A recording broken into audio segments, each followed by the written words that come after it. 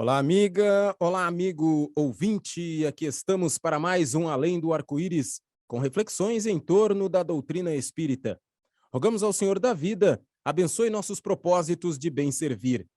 Estaremos hoje apresentando questões sobre o Espiritismo, procurando tirar dúvidas dos ouvintes, dando respostas às perguntas levantadas que constam de nossos e-mails. Se você também tem perguntas ou alguma sugestão para o nosso programa, escreva seu e-mail para carloseduluz@uol.com.br, carloseduluz@uol.com.br. Para esse programa de perguntas e respostas de hoje, convido nossos grandes amigos, felizes para participarem de mais um Além do Arco-Íris, Sidney Fernandes e Carlos Luz. Sejam bem-vindos, amigos, a mais um Além do Arco-Íris. Amigos ouvintes, estamos aqui então para mais em que buscamos questões sobre a doutrina espírita enviada pelos ouvintes por e-mail. Sidney, eh, a primeira pergunta é de uma mãe que, que ele diz: a mãe do meu filho só me trata bem quando precisa de algo. Fora isso, ela demonstra uma raiva absurda e, mesmo assim, eu ainda continuo ajudando. Gostaria de saber por que era essa atitude dela e essa atitude minha em relação a isso. Olha, Carlos, eu acabei de ler um texto do livro Ação e Reação, de André Luiz, em que ele fala exatamente isso, que raramente as uniões matrimoniais acontecem movidas por amor, carinho e mais por atrações magnéticas relacionadas com o nosso passado. Então é muito comum que, às vezes, dentro de uma mesma casa, nós tenhamos que conviver com pessoas que não são exatamente assim amorosas, que têm um grande amor por nós. E mesmo assim, a gente tem que entender que se formos colocados juntos, é porque temos aí uma vida para percorrer. Eu me lembro de uma história contada por Richard Simonetti de uma nora que não se dava bem com a sogra e ela resolveu preparar um veneno para ela. Foi atrás de um velho que ele pediu que preparasse um chá da meia-noite para ela. Mas ele disse assim para ela: olha, mas você tem que angariar a confiança dela, você tem que começar a tratá-la bem, você tem que começar a conviver melhor, senão ela não vai tomar esse chá, não. E ela começou a fazer isso. Mas aconteceu aí uma coisa interessante, Carlos. Quando ela passou a tratar melhor a sogra passou a tratar melhor a ela. E aí, uma certa hora, ela falou: olha, para com esse chá aí, não, porque eu não quero mais que ela morra, não. Eu estou me dando bem com ela e está dando tudo certo, e eu não quero que ela morra mais, não. E aí, o velho disse: olha, na verdade, eu dei um chá, mas não tinha nada de veneno aí, não. O milagre que aconteceu não foi o chá, foi a maneira que você passou a tratá-la. Então, eu entendo, Carlos, que mesmo que nós estejamos convivendo, temos que conviver com pessoas assim, não muito amorosas, nós temos que entender que há algum motivo para estarmos juntos e temos que tratá-la bem. Desta forma, possivelmente, vamos azeitar, vamos lubrificar as nossas relações. É interessante, né, Sidney, que a questão o namoro, a fase de namoro, a fase do conhecimento, aquela paixão que incendeia, é um recurso que a natureza tem de aproximar, ou, às vezes, os muito diferentes, né? Então gera uma aproximação hormonal, uma paixão, uma chamas de paixão, e a partir da hora que essa chama que ela se extingue, aí vem a convivência, né, a necessidade da convivência. E como no exemplo que você deu aí do chá, né, é ela que vai, ao longo do tempo, fazendo com que essas almas se afinizem, e provavelmente foram almas que tiveram diferenças no passado.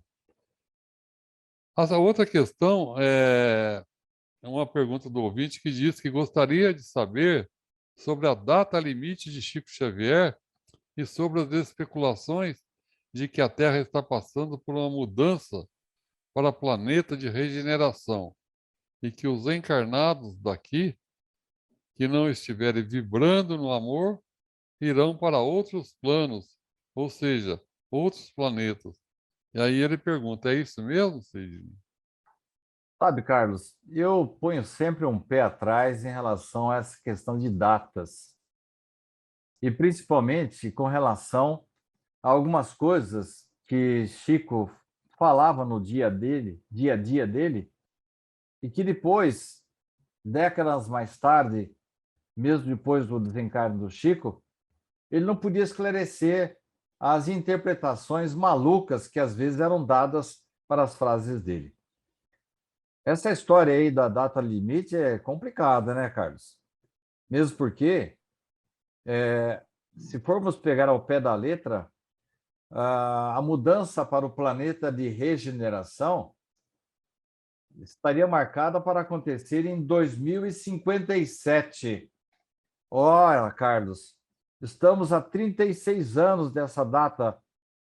Na minha opinião particular, não é da doutrina, opinião minha, nem se a gente colocar um zero à direita aí, nós estaremos preparados para o muro de regeneração, nem com 360 anos, quanto mais com 36 anos.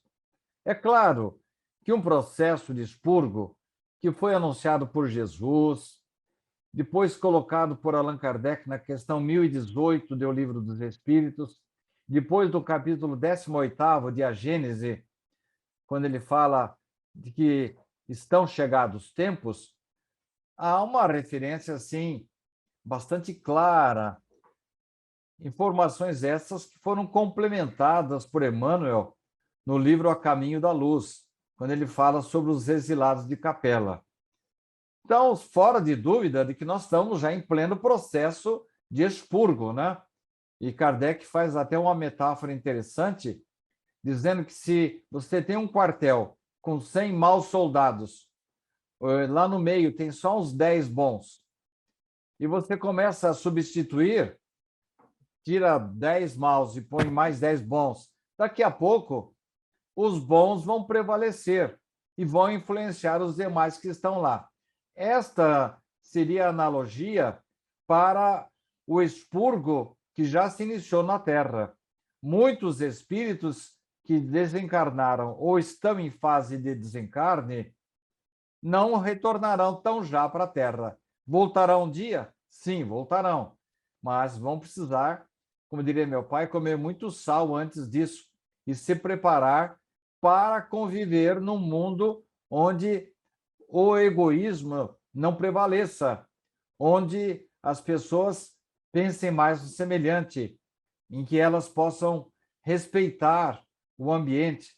Assim como André Luiz falou que para você estar lá em nosso lar, você tem que fiscalizar o tempo todo o seu pensamento, o que você vai falar, porque senão você destoa, é como se você soltasse um mau cheiro lá, por causa dos seus maus pensamentos.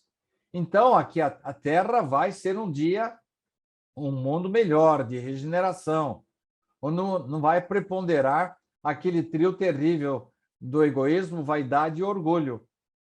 Mas não chegamos a esse ponto ainda. Basta dar uma olhada aí na situação geral do planeta Terra. Nós temos que caminhar muito ainda para chegar nisso. Então, para mim, essas datas marcadas aí, Carlos, elas são assim, não sei, os espíritos superiores não marcam datas, porque depende da mudança de postura de nós, habitantes. Uma coisa é certa, Carlos, nós não estamos pensando no nosso futuro. Do jeito que estamos fazendo com o planeta Terra, derrubando árvores, acabando com o clima, jogando esses gases tóxicos no ar, será que a gente não é esperto?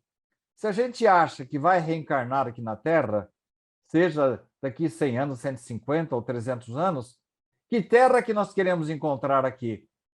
Queremos encontrar florestas, água límpida, a terra bem arrumada, com animais. E nós estamos, parece, dando um tiro no próprio pé, né, Carlos?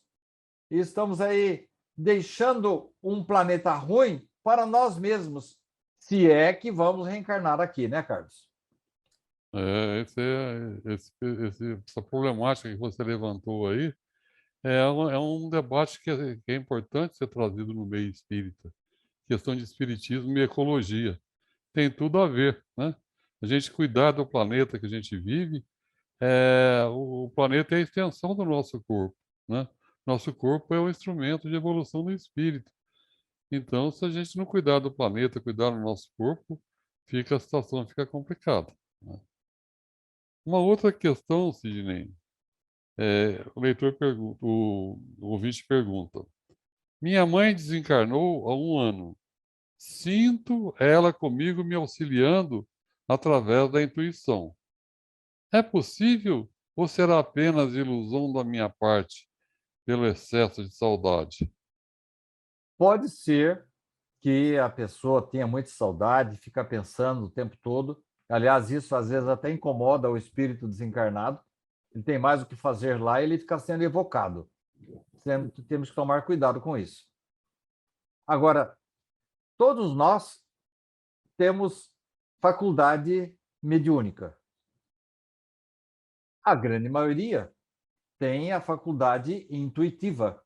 Uma minoria tem a faculdade mediúnica ostensiva. Então, pode ser sugestão, sim, mas é possível, perfeitamente possível, e eu já passei por essa situação, quando em alguns momentos da minha vida eu tive encontros espirituais. Aliás, ainda ontem eu tive um breve sonho e reencontrei-me com um parente muito querido e uma criatura muito boa aqui na Terra, um tio que era católico e levava a sério a sua religião, era uma pessoa que trabalhava em favor de semelhante, foi presidente de um asilo de velhos lá em Pirajuí, e eu me lembrei dele e sonhei com ele, troquei algumas palavras com ele. Então, é possível, sim, que a gente, pelas vias da intuição, do desdobramento, dos sonhos, a gente venha a se reencontrar com nossos entes queridos. A outra questão, Sidney, tem a ver com isso que você falou, questão de desdobramento. O desdobramento, então, seria o corpo, o espírito se afastando do corpo, né? A pessoa fica dormindo e o espírito afasta e vai fazer trabalho. Então, o ouvinte diz: saio do meu corpo quando estou dormindo para ajudar pessoas na hora do desencarne. Então, as pessoas estão desencarnando, ela desdobra e vai lá ajudar esse processo. É fazer um parto ao contrário, no caso, né? O parto é alguém que sai do plano espiritual e vem para o nosso plano encarnado. E o desencarne é alguém que sai do plano encarnado e vai para o plano espiritual, né? Seria, então, essa nossa amiga faria um trabalho de parteira, entre aspas, ao contrário, né? E ela diz que alguns aceitam, outros não. Às vezes ela tem medo dessa experiência e pergunta como pode superar o medo e ajudar mais? Em primeiro lugar, isso é possível, sim. Nós temos algumas descrições de André Luiz. Uma delas eu coloquei no meu livro Sob a Luz que Liberta, em que o encarnado foi convocado aqui do plano material, em desdobramento, para ajudar na desobstrução de uma artéria que estava prestes a extinguir a vida do indivíduo, que, por intercessão da mãe, recebeu uns meses a mais para ficar vivo aqui. Então, isso é possível. Agora, o desdobramento, Carlos, assim como todas as peculiaridades, as várias peculiaridades da mediunidade, precisa ser exercitado, precisa ser analisado, tem que contar com a nossa aceitação, com a nossa oração, com a nossa boa intenção de ajudar alguém. Com isso, primeiro que a gente vai tomando mais pé da situação. Segundo, que a gente atrai espíritos bons que nos vão dar mais segurança nesse trabalho. Não sei se você está lembrado lá de uma situação que falamos no programa anterior de Paulo, do espinho na carne, que provavelmente ele ficava sendo constantemente colocado à prova para ver se ele era aquilo mesmo que ele queria fazer, se ele era persistente. Nós também somos colocados à prova nessas situações. Então, nós temos que nos apegar a Deus, ao bem, aos bons mentores e exercitar esse trabalho. Mediunidade não nasce pronta. A gente vem com uma peculiaridade física, com uma glândula pineal mais avantajada que outras pessoas, mas ela precisa ser burilada, precisa ser constantemente esmerilhada para produzir os seus efeitos. Assim acontece também nos desdobramentos. E você, Carlos, que é um dirigente de reuniões mediúnicas, vai confirmar isso que eu estou dizendo.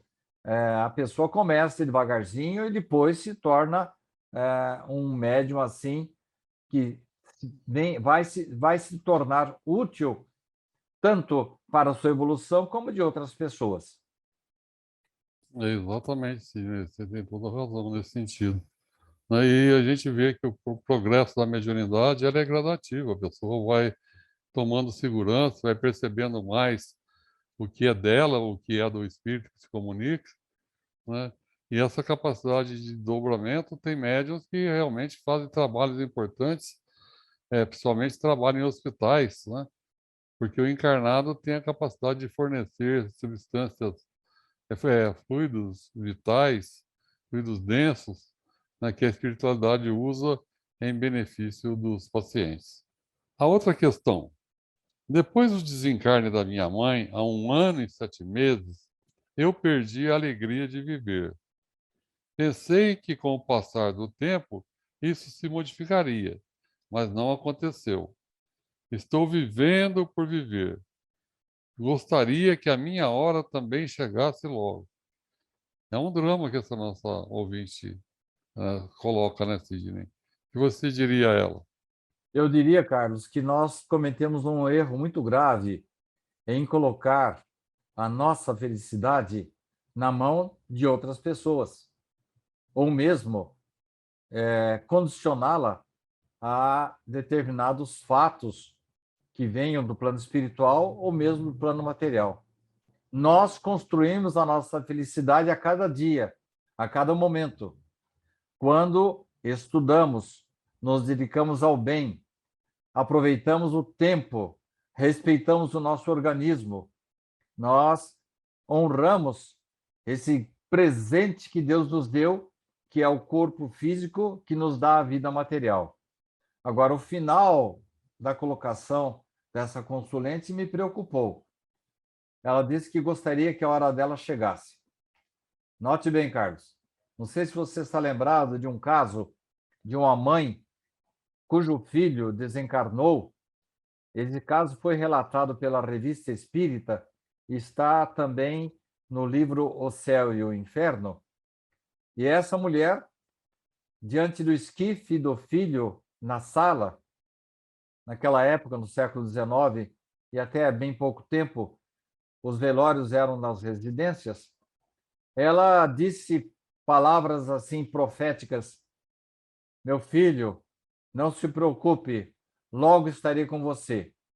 Todos interpretaram ali como sendo um desabafo, uma melancolia, uma exteriorização de sentimento da mãe. De repente ela sumiu. Foram encontrá-la nos fundos da residência enforcada. Mais tarde, quando o espírito do filho comunicou-se na Sociedade Espírita de Paris, ele estava desolado, lamentando o gesto da mãe e dizendo que, infelizmente, ela tinha adiado por tempo indeterminado o reencontro entre eles. E ela estava presente nessa reunião.